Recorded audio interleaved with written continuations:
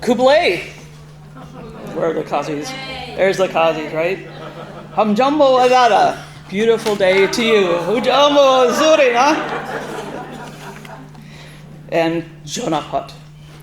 I really want to thank the ICUW leaders for inviting me here today to attend the convocation.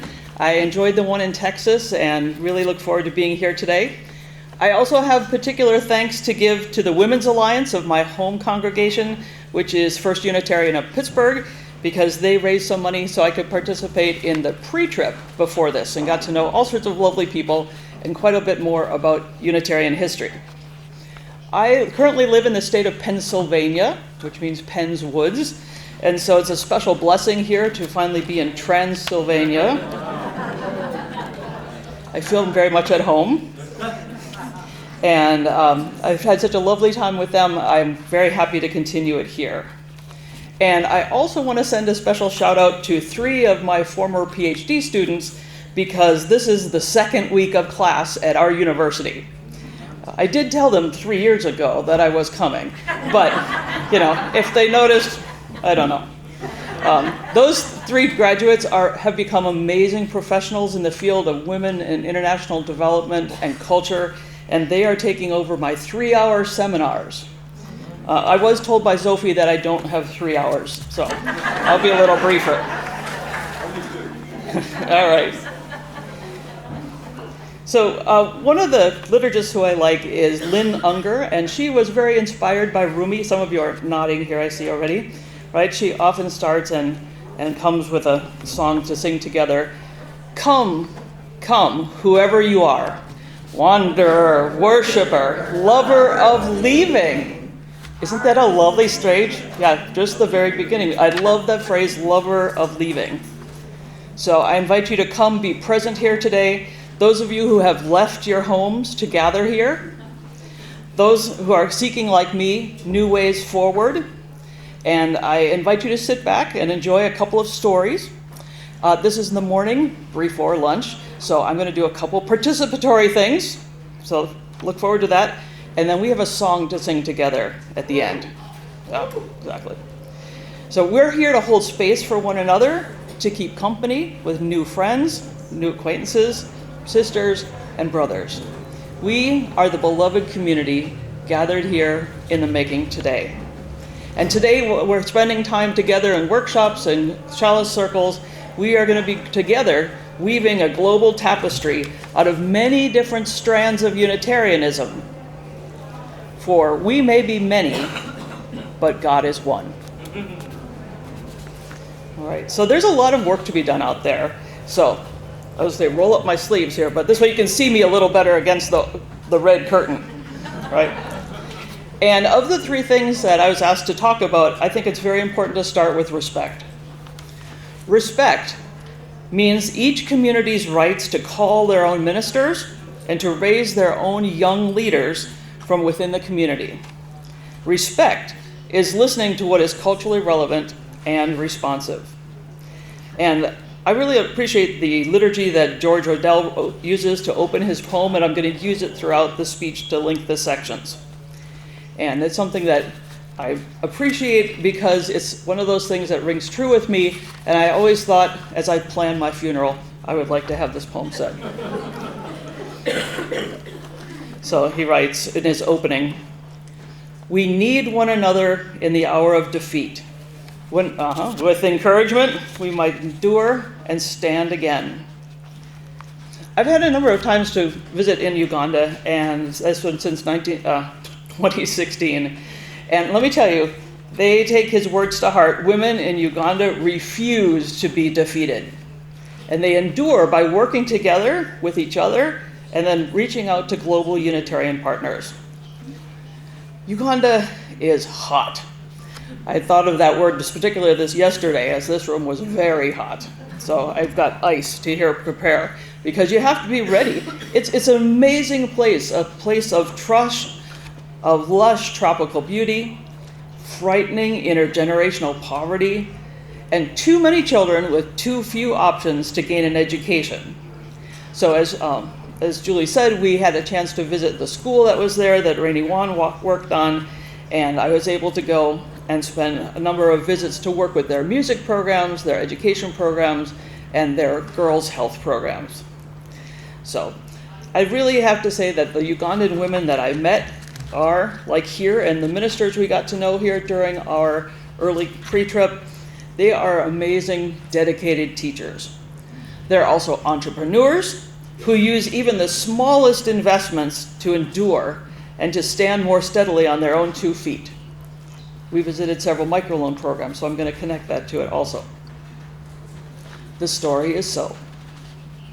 About a decade ago, I was there in Uganda with Rini Wan, and the local educators and global UUs had dreamed of setting up a school that was safe, child-friendly, right, versus beatings or things like that to encourage learning, and a place where children could learn well enough to pass the national exam so they could even continue in school.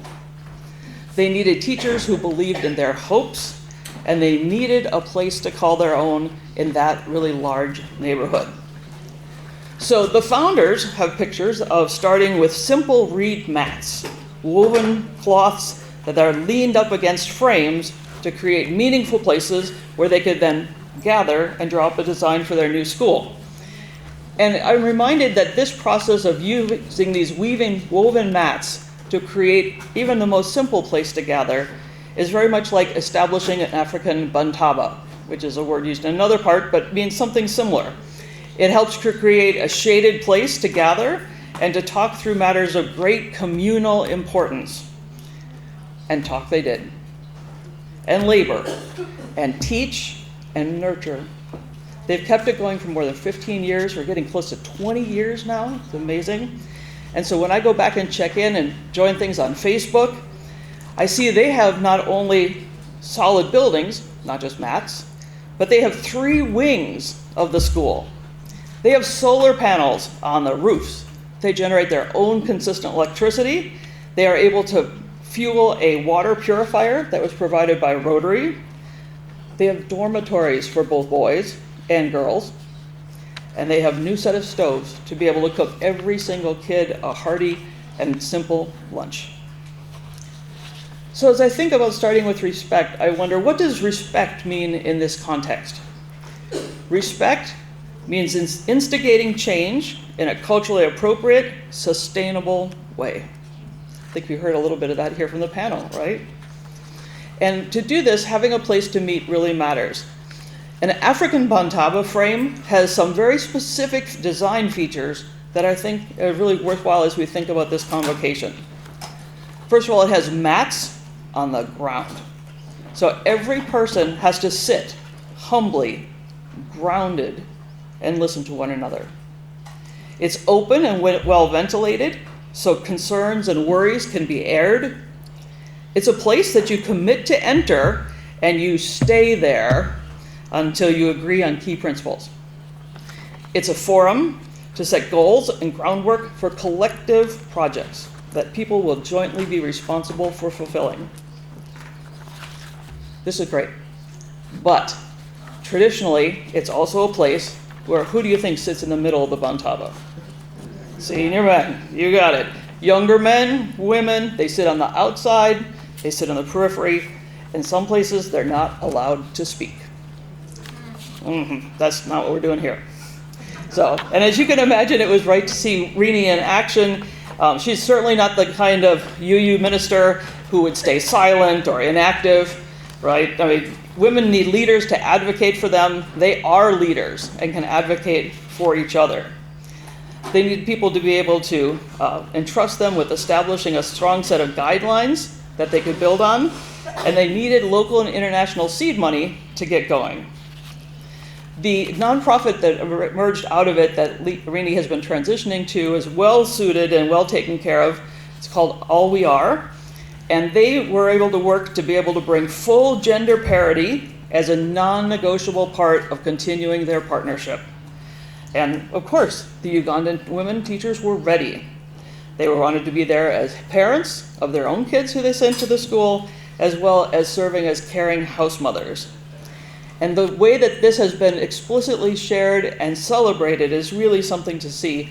I'll always remember the last day on each of the visits where we would stand in front of the school, and every single grade has its own specific chant and hand motions. And we learned them all, and we were doing it in front of them. And that kind of opportunity to dance together, to sing together, is really one of the most important things that I think we can do here. And so we're going to be ending that way. So after checking on the school, then I was able to continue to look at some of the women's entrepreneur programs. And this is something that was set by Laura Nagel and Karen LaFrance, and you guys established this microloan program. And they had just finished their first full successful year of implementing it when we were there. So we went to bring in cheer and congratulations, and to be able to see what actually they had done with it in person versus what the little written reports said. All right. We went there and were amazed. They had wonderful micro enterprises going. They were simply ingenious of what they came up with, what the need was, and what they could continue to produce or sell without having to rely on too many other people. So, for example, imagine a rectangle, a very large metal shipping container.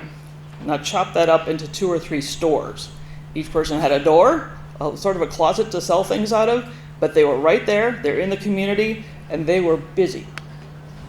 There was also another lady who was able to invest in solar, and so she put that above her storefront, and she had a refrigerator.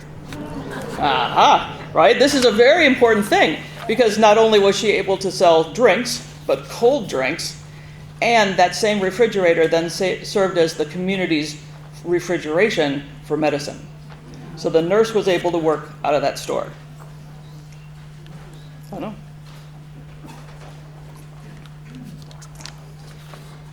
They were developing useful finance skills. They were already looking to the next group of women who were going to be able to have loans. And I think it was something that was clearly different than what we might have chosen for them, but it was very appropriate for what they most wanted to do.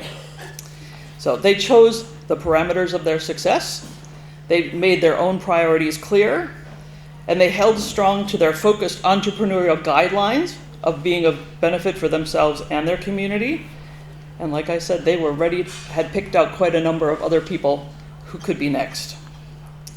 These Ugandan sisters beamed with a whole new sense of respect for themselves. We had trusted them. We saw them. We were with them. We showed sincere respect for their ability to choose. They earned our admiration, and they didn't stand for some sort of minimal hopes for some basic projects, but were very creative, and they stood tall. So as I think of each of these incidents, of these little stories of being out in the field and really seeing things firsthand, I always come back to ways of looking at the world that come from being a fiber artist, a quilter, a weaver, a sewer. And so as I think of these many years and the lessons I've learned then from them, I imagine starting another weaving project, taking a risk, doing a microfinance program. And when you start a weaving program, you have to frame your work, right? Right? Can't just hang something from cobwebs in the sky. It's got to have a frame. All right, you have to respect that need for initial infrastructure. So you have to set bounds, right? You can't do everything. You have to start somewhere tangible, and that's limited. You need a framework for success. So I thought, this is middle of the morning, you maybe had coffee, you have not had lunch, so you definitely need a little bit of participation. So I'm going to invite you, like in church, stand as you're willing and able.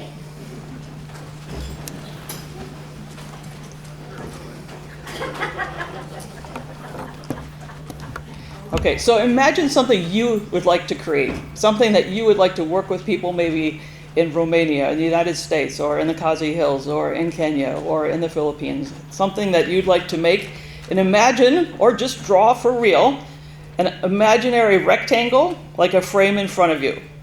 Okay, use your finger to sketch out that rectangle. Imagine what's in your rectangle.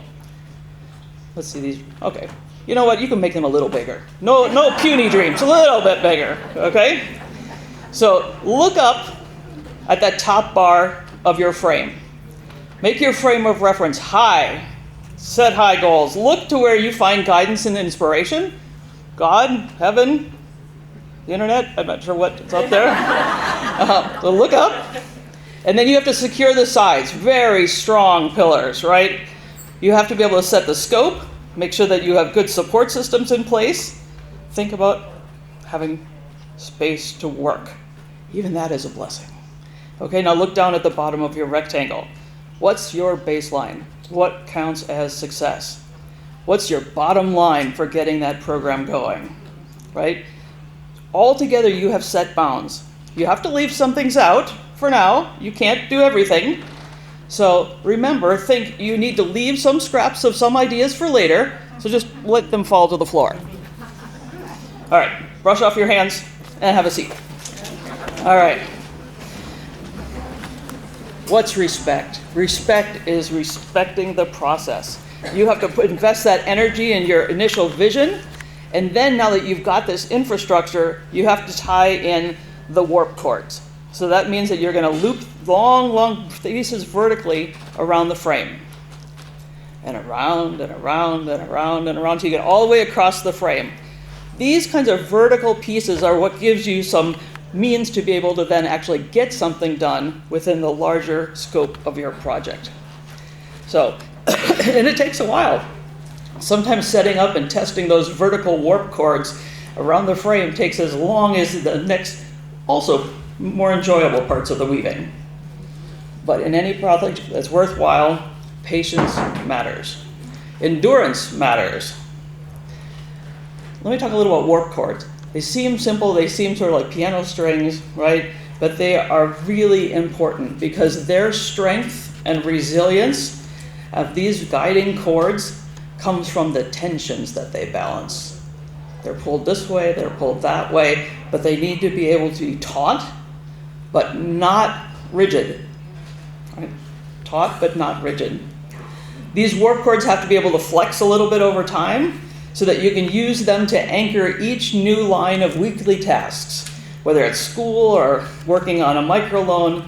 The picture that emerges then from the warp cord is something that is influenced by the strength, the shape, and the color of those very cords before you move on to the next step. So, may we continue to choose warp cords that can stand the test of time. May we plan for at least a little flex in our plans to still look sturdy and share as guidelines for our ICUUW work to come. Because we are working together toward a global tapestry, woven together with many differently colored strands, yet each relying on some shared underlying principles that are the durable strands of our faith. These vertical warp cords define and support our work. They are our convictions and the covenants that give us boundaries. May they stay true and aligned with our guiding ideals. So, we have respect. It starts there. We respect ingenuity and culturally relevant goals, which come first. And done well, these then create a workable space for dignity to flourish. So, now, my fellow weavers, we're going to pick up speed.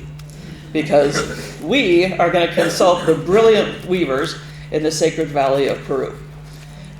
And to do that, I brought one of my friend's mother made this for me. So when I went out somewhere, she could have things to go, it would inspire me. There's plants in here, there are potato trees in here, there are wonderful puma claws throughout, holding the whole thing together. That's what the black lines are. And then I have another one that has an owl that sits on my shoulder. Right when I did my tenure and promotion talk, I had this secret code embedded in my weaving that I wore with my owl to just give me wisdom and to stand with me, and for all the women who I got to know there. So liturgist Odell continues on, and he offers good counsel and for creative projects like our collective weaving. He says, "We need one another when we would accomplish some great purpose. We cannot do it alone." And I've learned that respect for self-determination comes first, but those are set up their prerequisites, the warp cords, and after that, it comes down to your daily follow-through, right? You have to fill in the gap, every little task that has to happen, Working for collective uplift is where dignity takes solid form.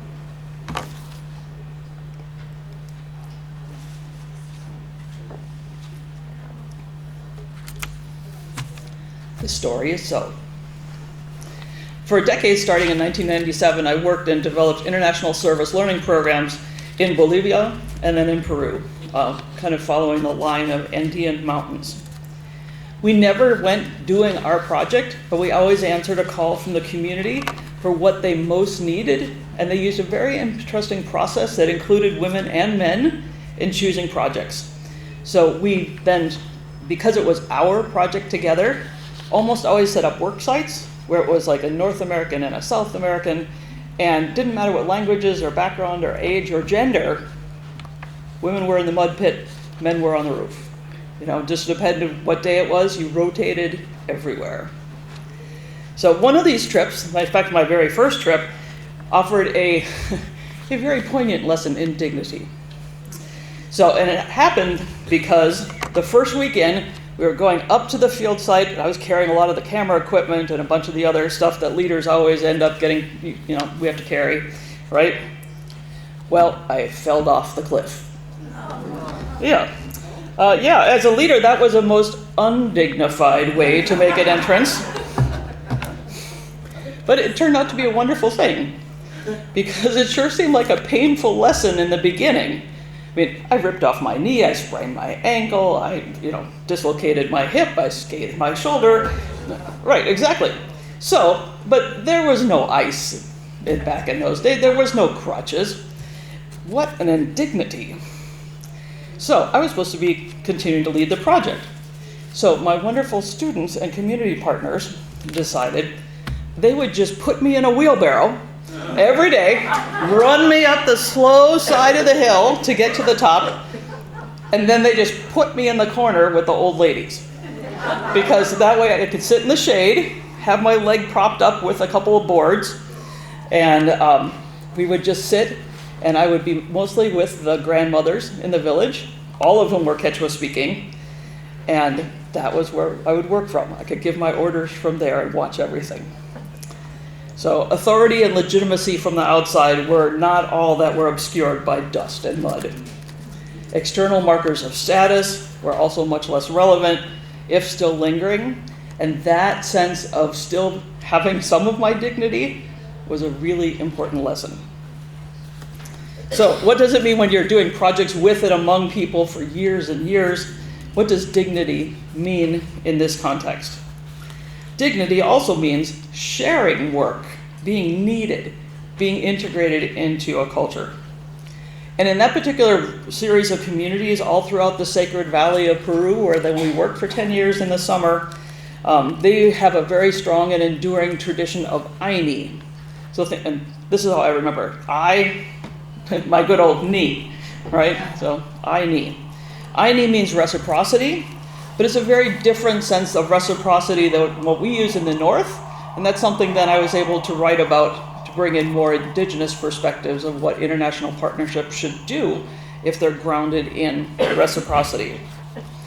Many of the households there were led by single mothers, and because of this, their women were there on site, sometimes sitting in the corner, sometimes in the mud pits, sometimes in the roof. We all gained, we all gave. We learn that every kind of labor has dignity. And when you're in a strange place, being offered work, no matter where it was, really matters.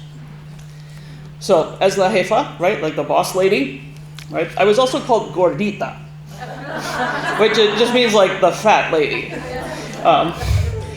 I know sometimes I walk through the town, and there was one time that somebody yelled out of a barber shop, and I hadn't been there in a year and a half, and they're like, "Gordita!"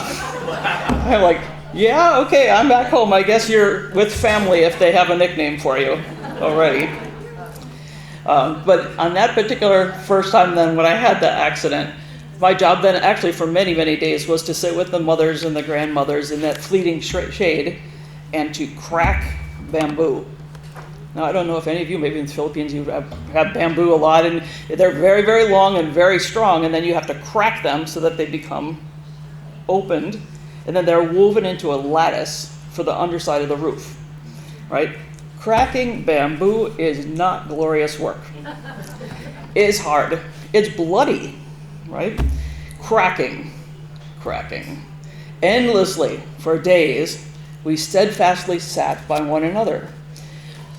One, because you have to shift because these are very long. So one moves forward, the other takes a back seat. Then together you're able to build a pile of bamboo that can be used into the roof. You ask the next person to hand you one, you keep on going. One bamboo after the other, after the other. We built 3 classrooms that year, so we had a lot of bamboo to crack. When you build this lattice inset in the roof that's going to support everything else, we knew that it was going to be covered with tiles, right, to protect from the rain and the snow and all sorts of other things. Like a lot of women's work, it was going to become invisible. Yeah, but we knew that the kids, their kids, and ultimately my grandkids, my godchildren, would be sitting in that room, and from the underside, you could see the roof. All right, you can see the lattice when you're sitting, looking in your new picture books, looking at your new classroom with new locally made furniture. So we enjoyed our point of view there on the side. As the adobe walls then went up, they stacked up row for row for row. And our collective shade nicely then also grew because we had bigger walls to sit behind. And the collective rhythm that we had developed also came into place. We all unusually had the kind of unusual status that for all of us, except for 2 of my students, Spanish was our second language, or third or fourth. Right? These were amazing, multi-talented women. None of them had ever gotten past 2nd grade. Their kids were going to be able to go to 3rd grade, and their daughters were going to be able to go to 4th grade, and their daughters were going to be able to go to 5th grade without having to cross the railroad tracks to get into town. So, who needs the same words, right? Sometimes you could just keep talking with each other, and as you work and crack, they spoke Quechua, I spoke Quechua, Spanish, English, and did a lot of pointing, right?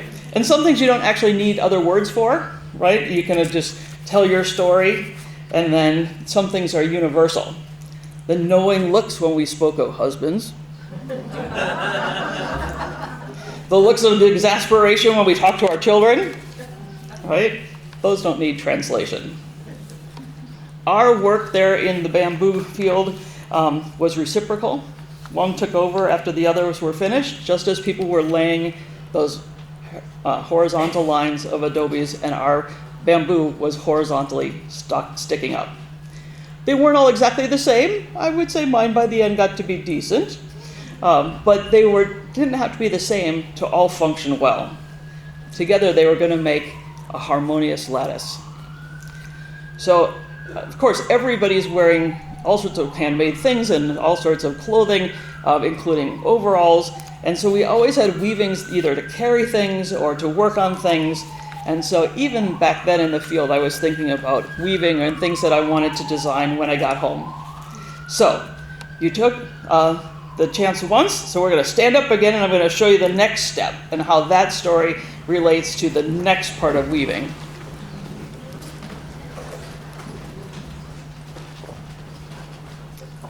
Okay. So imagine in front of your face again, you have your imaginary or real weaving frame. Okay, look at it in your mind's eye. Beautiful, right? Beautiful, strong, sturdy, promising. Okay, you've got the infrastructure, you've got the dream, now you have to fill it in. So hopefully it wasn't too big, right? You maybe make it larger. I know, that's true. And then the one after that will be larger still. But you can do it. I believe in you. All right, so you need to fill it in, layer by layer. You need to add the horizontal strands to have those vertical cords around your frame. So I'm going to ask you to look to your right. Okay, yeah, I guess you get to have fronts, David, and here's your end of your group over there, okay? So I want you to turn back so you lock eyes with the person who's to your right. So look at the person. There you go. All right, so you kind of see each other. All right, and what I can encourage you to do is take your hands, so that if you're in a row, take hands. There you go. All right, one long strand, okay? You are the horizontal weft strands. All right, well. Oh, there you go. Okay, there you go. So you have to rearrange the parts any number of times, right? Some are a little shorter, some are a little longer, but you are the horizontal weft strands. You are now one long continuous cable in many sections, right? You are a thick strand of alpaca wool that's going to go on and on to the end of your line. So look at each other and imagine weaving in and out along the strong cords that you set up, those weft cords. All right, so think like one person in the line, take a little step forward, one person back, one person forward, one person back. Oh, you are weaving. You're going to weave yourselves in. Okay, so you can stay where you are, but I wanted you to get the sense of having to be organized, right? One little forward. Yeah, see, look at this group. The photographer should come up here. You guys are exemplary weavers. Oh, and back there too. Yeah. We listen. There you go. See, you listen to the grandmother. See, look at this beautiful group here. See, and it doesn't matter if some are still sitting down, some are up. You're all going to get pulled up with collective uplift when you get pulled tight. Exactly. Okay, you're going to work together in reciprocity, paying attention to what came before, what's coming next, and you are entwined in mutual success or failure. Okay? All right. So you need to be able to work together and get mushed together here. You're going to fill in all the lines of your own weaving here that we're doing it together. And then you're going to, when you're done, you're going to go gather the end of your next neighbor. So come on over. Oh. We're going to connect the line. See if you can connect it all the way from the front. Back and forth and back and forth and back and forth.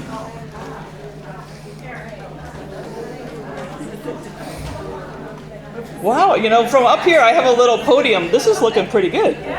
Yeah, look at that. All right, is the back end connected? Who's the last person? Who's the last person? Should be the back row. Yeah, back row? Yeah? Raise your hand if you're the back person. Sarah Ruth is the last. Sarah Ruth. Excellent. Okay, Sarah Ruth. You know what they say, when you come to the end of your rope, tie a knot and hold on.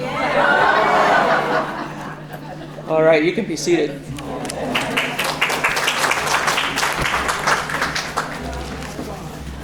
We had respect. You realize it's not so easy, right? And dignity is the next step of the weaving, right? Dignity is found in the process. It's being able to laugh at each other, to work with each other, to problem solve together. When you fill in the bulk of a weaving project, you have to use those horizontal weft strands. And you need to find wherever you leave off that somebody else can pick it up. You can't leave one of the rows or some neighbor hanging. You can't just leave them hanging. Just like we're doing here. Yeah?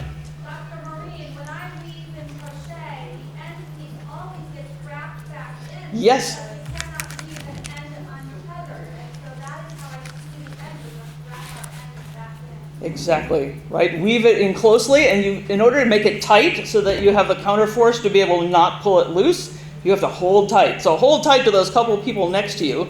There you go. And just wait here till we're at the end, then we're going to take it off and see how it stands up by itself or not. Right? In order to maintain that momentum that you need to be able to keep going, to be able to continue to find new partners to work with, you have to be able to have a communal strength. So if there's one particular place where someone is weaker or the strand comes apart or something else happens with them, the most important thing is to lay them against each other and lean on each other for support. Because if you entwine with wherever the weaker spots are, the thinner, the older, the younger, whatever, you won't even notice it at the end because they will have become stronger together.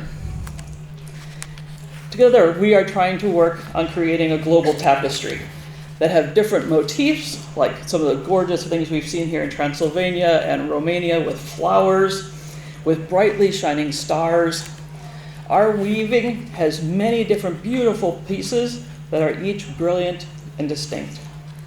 And as we travel around this beautiful earth to visit one another and come to convocations like this, we together automatically create a pattern that picks up on the distinctive colors from each country.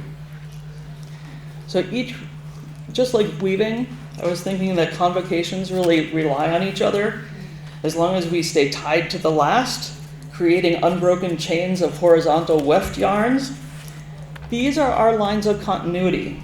Work that picks them up with rejuvenated colors when new people come in, and we look for the next generation to work with us and to take over.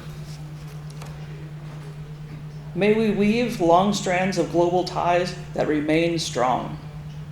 May our distinctive strand of Unitarianisms, different ones, blend seamlessly with those who also carry on their work in other places in their own way. And may we encourage others to bring their own vision to the design of new sections in this ongoing labor of love. Now, maybe from the title, you thought I was going to start with peace. I don't think you can start with peace, because it's something that you are going to have to deal with as the most complicated part of this project, this weaving that we're doing. But don't worry, I just have a few things to say about that. We're almost ready to cut off this metaphor and wrap up this thought experiment. Soon enough, it will be time to leave the convo, return home to the newly exotic world of wherever we came from, whatever we left. We're going to be leaving something here that we loved for a few days. And at the same time, we're going to return stronger to those whom we love. And that's how we come to peace.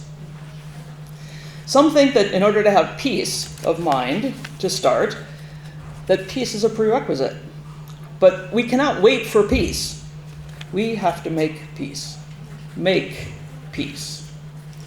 I've never seen a place in the world where things were not changing, or that people just remained still and silent when there was something that really needed to be changed, when there wasn't yet more to be done for peace. And sometimes I think that means, of course, calling for more radical changes than just little inch-by-inch progress, changes such as our assumptions and relationships. And that sometimes it means reinvigorating old traditions, like a couple of our speakers were talking about old traditions, old ways of doing landscaping, of community arts. So we can't be still or silent. And thankfully, I have never in all those years, met you women and men who are content to be still or silent. Never?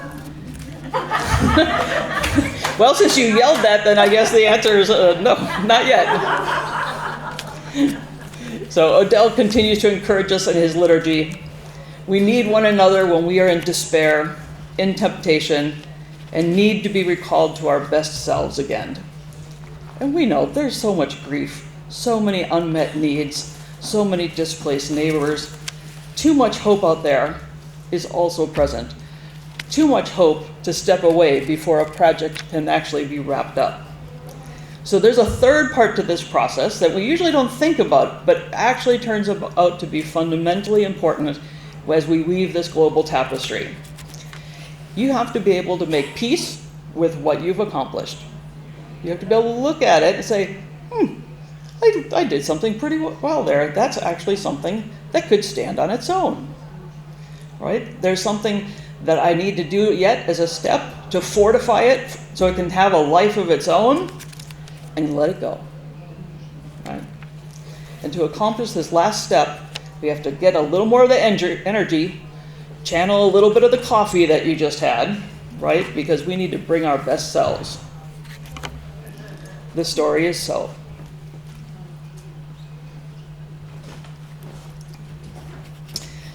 I am indeed a wanderer, worshiper, a lover of leaving, but as much as I enjoy being in the field, eventually it's time to go home.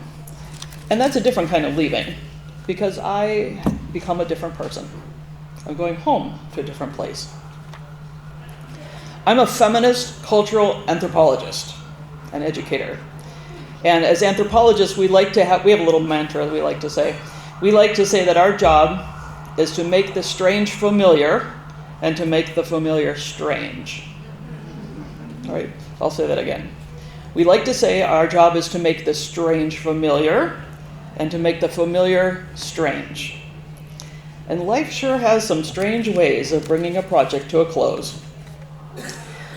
When I was growing up and was a fiber artist, we raised sheep, we had lots of other kinds of animals. We lived out in the country and had lots of time before TVs and internet and things like that. We kind of had an unusual background for a pretty young kid, right? And so when you're trying to come up with a way to finish the project, one of the best ways to know when it was time to wrap up was when it was county fair time. Because the county fair had deadlines. So sometimes you just have to say, okay, it's run its 2 years, it's whatever deadline's there, time to wrap up that global tapestry. And so when you go in and you try to cut off your weaving project off the loom, off the steady, big frame and all the vertical warp cords, looking at your beautiful weft cords that you've put in there and the picture you've made, when you cut it off, finally, right, from that loom and take it home, that's pretty bittersweet. So I hope we remember that on Sunday too as we begin to leave. We'll have made some new friends. We'll have worked hand in hand, right? We'll have generated something that was bigger than any one of us individually could have ever created. We supported each other in how you pull things tight, fill in the gaps, strengthen one another. We've listened with sincerity and an open heart, and we've enhanced the dignity of other weavers and ourselves. We're going to be cut off from each other a little bit, but we still have many little fibers left in our socks and in our hair, and we'll remember that. And we're rightly proud of whatever it is that we were able to create as an overall design. So just like with any weaving, you cut it off, you think, great. But then you have to turn it over, right? Look to the backside of an embroidery piece. Look at the backside of the inside seams of your garment. Look at the sides of your weaving, right? Because you're not quite done. So you take a closer look at the edges. These are gorgeous, but mine. You have to take a look at your edges, right? Sometimes you look there and you say, oh my goodness, I was a little loopy. There's just things hanging out on the side and it didn't really fold together too well. I was I was a little too tightly wound up over here, a little stressed over here. And you think, do I really want to take this home and show people who I want to have a good impression of my skills? Did you ever take that chance and you look back on a complicated project and weren't really sure if you wanted to let others see it? Can you be at peace with this weaving as it is, tie it off and let it go? Can you be at peace? What does peace mean in this context? Making peace means learning to live with the bumps in the road, the glitches in the weaving, those bumps and abnormalities that give it some character, right? It's easy enough to see where we fell short, where we rushed and skipped over a principle or took a shortcut. And it's usually only afterwards that we discover where the loose threads are or where somebody dropped the ball. It doesn't have to be perfect to have been a worthwhile learning experience, and because we made something tangible, we have something to take home with us. But in order to make it so it's ready to go out in the world, you have to check on your proof of concept and to see if it will fulfill your future needs, not just for today. Peace activists talk about peace not being just not being the absence of conflict, but rather conflict done well. All right, I'll say it again. Peace is not the absence of conflict, but conflict done well. As well as you could work with your strands and your cords, the frame that you had, the helpers you have. Dorothy Thompson also elaborates on this, and she says, peace is not the absence of conflict, but the presence of creative alternatives for responding to conflict. Well, I know, peace is not the absence of conflict, but the presence of creative alternatives for responding to conflict. We will have done something tangible. We will have made something. We will have been creative here together. We'll stretch ourselves, we'll push ourselves like you have to do in a fulling process where you make all the fibers lay flat against each other. By the end, we have to go home and think about what we've learned. Can we square it up with our original hopes? Does it kind of fit the frame that we thought it might initially fulfill? What is it that we created here together? Just like in the Bible here, by the seventh day here after the conference, will we look back and say, well, it was good. All right. Like respect and dignity, peace is found through the process. We talk about making war. We need to talk about making peace. It's not once and done. We have to go back and revisit our global tapestry because we have to do, like we've seen here in so many of the churches and halls and even the guest house, you have to conserve a weaving for the future if you want it to be able to be there and be there for the next generation. We are stewards of each successful global tapestry because simply weaving it once is not enough. We have to apologize for those little tears that might have appeared. We may have to reweave relationships a little bit as we move away from here. And in order for peace to prevail, we have to reinforce our tender creations by bonding any of those weakened sections and following up with each other. This is messy. It takes the fine attention to detail, but that process at the end, the fulling and the blocking, those are necessary. Weaving a global tapestry requires us to candidly dare to look at the product from all sides. Did the people I was working with see it the same way? Did it turn out the way I intended? Is it say something brilliant and interesting, or does it just hang in there, right? Which is good sometimes. Just holding together is an accomplishment. That's something new. Weaving means acknowledging our shared challenges and the courageous conversations that have given us pause here as global sisters or in the chalice circles. And we have created something we'll be able to say by Sunday, something that's different, unique, not quite like any other previous convocation, but yet something that's very worthwhile. May we be grateful for the opportunity to each be seen, to contribute what we can. May we be brave enough to show the sometimes tangled, sometimes chaotic backsides of our creations. Maybe just a few people, but they'll know what that meant because we kept on going. And may others learn from our honest mistakes and missteps. And just like any artist, we hope that our work will help to inspire others. So I want you to look now, not to your right, but look to your left, the person who then you had touched hands with. Remember? Well, okay, if it's just a window, then, make friends with the curtain.